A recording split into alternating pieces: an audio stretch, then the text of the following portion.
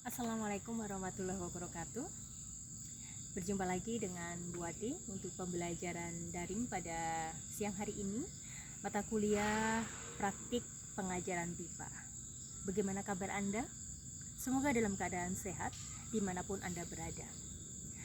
Baik anak-anak Bu Ati yang Bu Ati sayangi, marilah perkuliahan pada siang hari ini kita mulai dengan bacaan tasmiyah bersama-sama. Bismillahirrohmanirrohim. Pada kesempatan kali ini Bu Ati akan menjelaskan terkait dengan bagaimana tuntutan menjadi profesionalisme seorang guru BIPA. Untuk itu, ikuti Bu Ati dan dengarkan presentasi Bu Ati baik-baik ya. Nah, untuk menjadi seorang guru yang profesional, kita harus tahu terlebih dahulu peran guru. Peran guru BIPA, kita tidak hanya sekadar menjadi aktor, tetapi kita juga menjadi kreator. Sehingga Bu Ati menyimpulkan ada 6 peran seorang pengajar BIPA kaitannya dengan guru yang profesional, seorang guru BIPA. Yang pertama yaitu aktor. Bagaimana guru itu menjadi seorang guru yang sejatinya. Kemudian yang kedua menjadi motor, yaitu penggerak. Bagaimana menggerakkan mahasiswa atau pembelajar asing untuk senantiasa bisa mengikuti pembelajaran BIPA dengan baik. Kemudian yang ketiga lebih kepada kreator. Seorang guru BIPA harus upayanya menjadi kreator, mengkreasi baik itu materinya, mengkreasi medianya, metodenya, atau suasana dalam pembelajarannya, sehingga seorang guru BIPA harus betul-betul mampu menciptakan suasana pembelajaran yang menyenangkan. Kemudian yang keempat, inspirator. Nah, ini memang sedikit berat karena menjadi seorang guru BIPA kita tidak hanya menjadi seorang guru yang mengajarkan saja materi-materi itu, tetapi kita upayanya juga menjadi inspirator untuk mahasiswa. Mahasiswa asing senang sekali dengan para guru BIPA yang kita tidak hanya memiliki kecakapan dari segi keterampilan saja, tetapi kemampuan atau soft skill yang lainnya. Untuk itu menjadi seorang guru BIPA, kita sangat dituntut untuk menginspirasi para pembelajar BIPA. Lalu yang berikutnya, yang kelima adalah fasilitator. Ini juga menjadi peran kita sebagai pengajar BIPA, bagaimana kita memberikan fasilitas. Nah, fasilitas ini berupa media, kita menyiapkan segala sesuatu untuk menunjang pembelajaran menjadi lebih efektif. Nah, sehingga peran kita di sini menjadi fasilitator. Terakhir adalah motivator. Dalam kaitannya pembelajaran BIPA, kita menjadi seorang guru BIPA, kita harus upayanya mendorong mereka untuk bisa mencintai Indonesia, untuk mempelajari tentang keindonesiaan. Maka di sini kita mendorong sangat bagaimana mereka belajar BIPA untuk lebih baik, belajar bahasa Indonesia untuk lebih menyeluruh. Kaitannya dengan itu, ada peran guru BIPA. Yang pertama aktor, kedua motor, ketiga kreator, keempat inspirator, kemudian kelima fasilitator, dan keenam motivator. Baik. Ya, tadi peran guru BIPA ya, antara lain ada aktor, motor, kreator, kemudian inspirator, fasilitator, dan motivator. Nah, kaitannya dengan itu ada tugas guru dalam pembelajaran BIPA, baik yang sifatnya yang pertama instruksional maupun manajerial. Nah, untuk instruksional ada beberapa hal kegiatan yang bisa dilakukan. Yang pertama, menciptakan situasi dan kondisi dalam pembelajaran BIPA. Jadi sebagai seorang guru BIPA, kita harus wajib untuk menciptakan situasi dan kondisi yang baik, yang menyenangkan.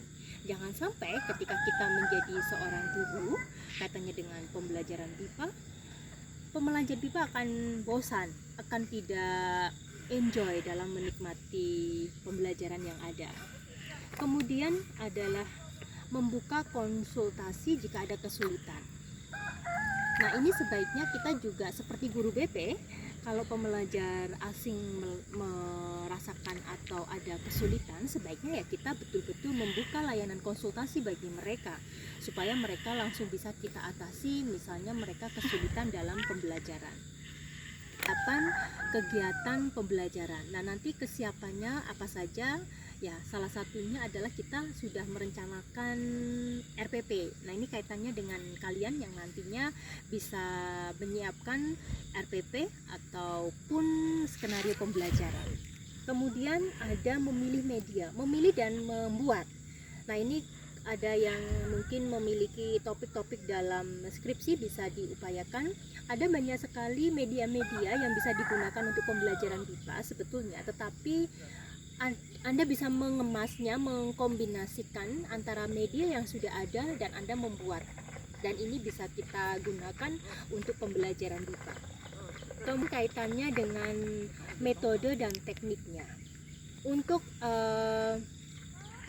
metode dan teknik ini juga bisa kita lihat, kita sesuaikan dengan tujuan pembelajaran, dengan strategi pembelajaran maupun dengan materi yang akan kita berikan.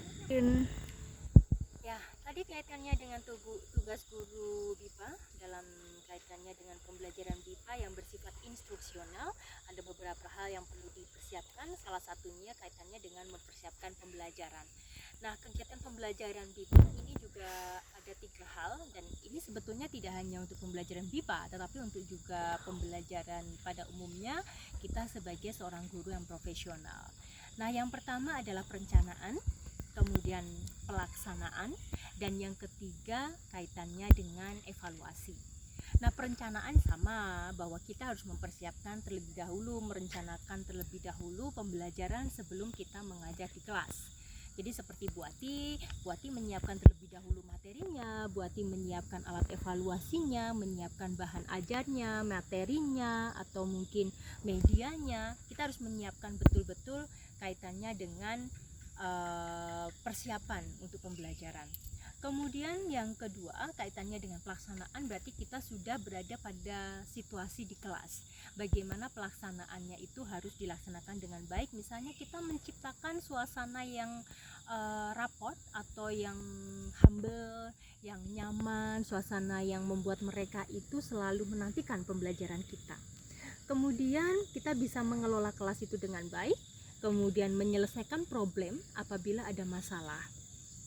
Jangan dipikir kalau di dalam pembelajaran BIPA tidak ada masalah. Banyak sekali masalah-masalah yang bisa kita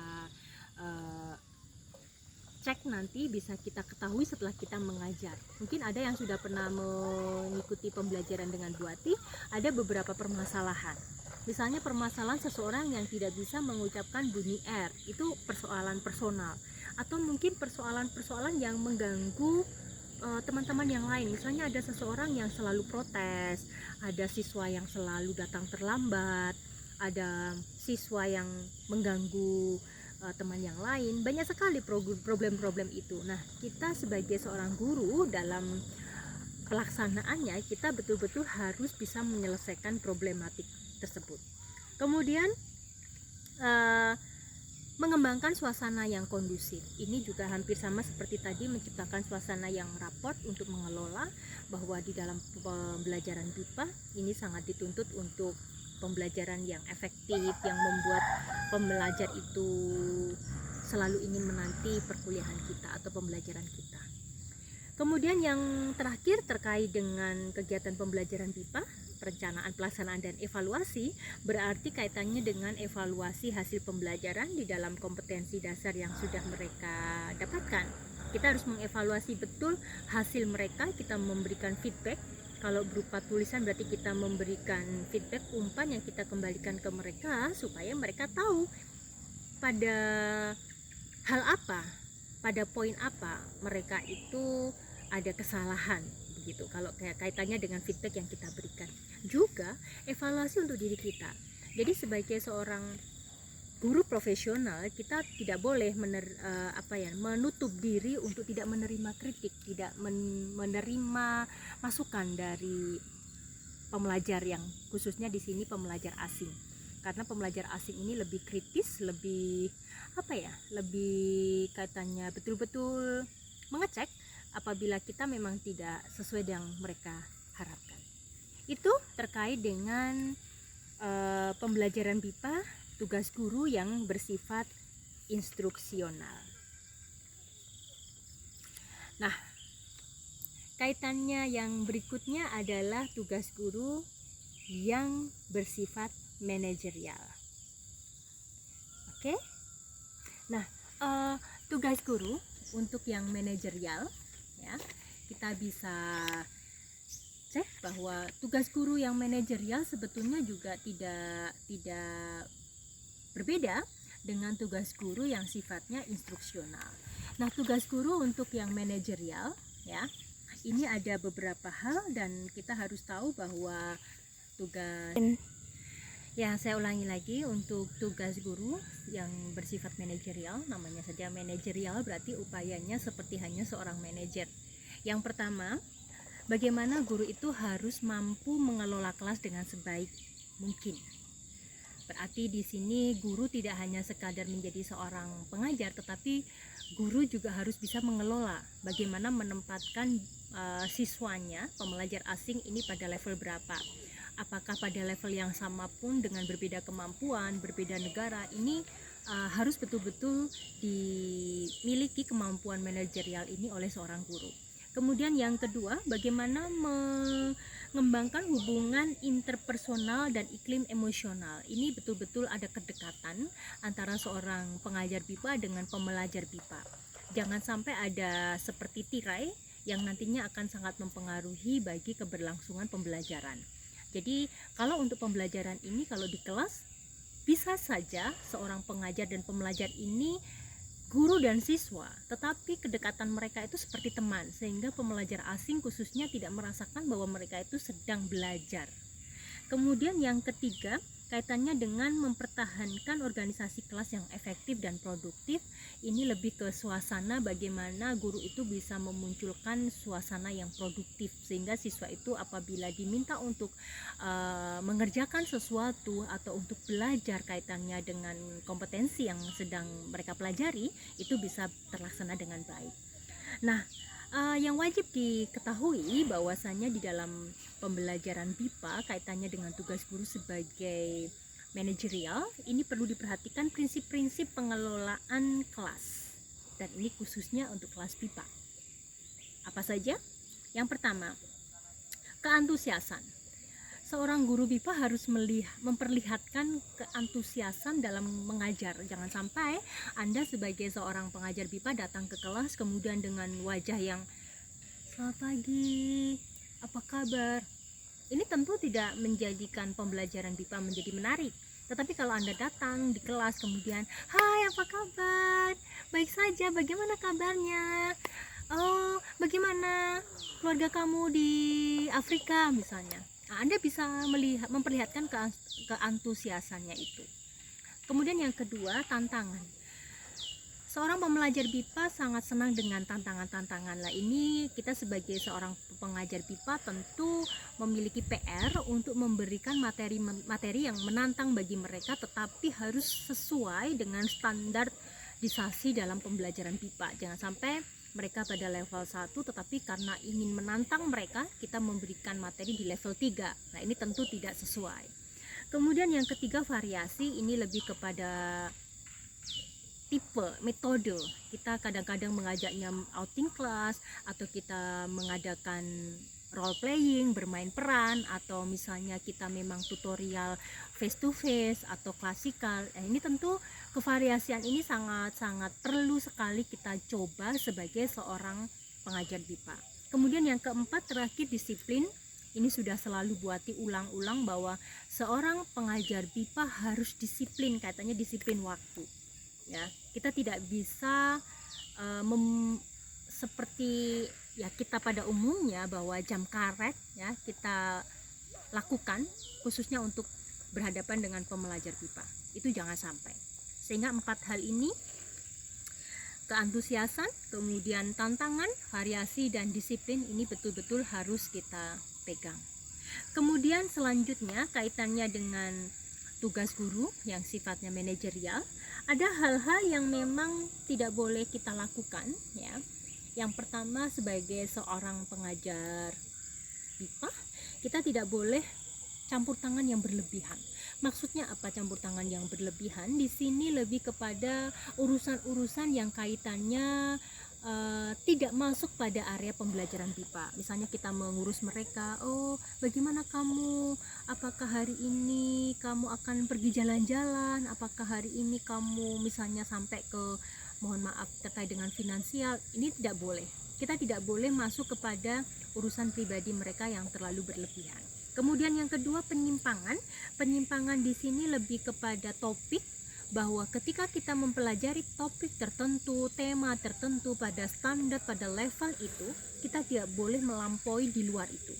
Jadi kalau saat ini kita sedang membahas tentang perkenalan diri, ya kita harus pada topik lingkaran itu. Kita tidak boleh sampai kemana-mana. Perkenalan diri tapi sampai ke hobi kamu, jalan-jalan misalnya. Jalan-jalan nanti kemana saja, yang pada akhirnya perkenalan diri sendiri itu pada topik A1 itu tidak bisa terlaksana dengan baik. Nah, itu tidak boleh. Lalu yang ketiga yang tidak boleh dilakukan oleh pengajar BIPA adalah pengulangan penjelasan secara berulang-ulang tetapi tidak perlu. Jadi ketika kita menjelaskan sesuatu yang memang mereka sudah paham, ya sudah, kita menjelaskan itu sangat cukup. Kita tidak boleh menjelaskan itu untuk pengulangan-pengulangan berikutnya. Jadi 3 poin hal itu yang memang tidak boleh dilakukan ya. Selain mungkin Bu Ati sudah pernah menerangkan apa saja yang tidak boleh dilakukan oleh seorang pengajar BIPA kaitannya dengan pemahaman lintas budaya mereka yang berbeda-beda dengan kita. Maka pemahaman lintas budaya itu sangat penting dilakukan dan sangat perlu dilakukan. Sure. Baik, itu tadi penjelasan terkait dengan tugas guru yang sifatnya instruksional dan juga manajerial. Mudah-mudahan kalian semua memahami kaitannya dengan profesionalisme seorang guru BIPA. Nah, saatnya latihan buat diberikan kepada Anda. Kaitannya dengan guru profesional, keprofesionalisme seorang guru BIPA akan saya tanyakan kepada Anda. Yang pertama, siapkah Anda untuk menjadi guru yang profesional? Jelaskan pendapat Anda, jawaban Anda buat ditunggu pada rekam suara, pesan suara sampai besok malam di grup supaya bisa terdeteksi untuk sekalian presensi. Dan saya inginkan jawaban Anda jawaban yang memang ada alasannya. Itu untuk latihan kaitannya dengan materi yang sudah buat diberikan pada siang hari ini. Baik, kita akhiri untuk pembelajaran daring mata kuliah praktik pembelajaran BIPA pada siang hari ini dengan bacaan tahmid bersama-sama. Alhamdulillahirabbil alamin. Buat diakhiri, billahi taufiq wal hidayah. Assalamualaikum warahmatullahi wabarakatuh.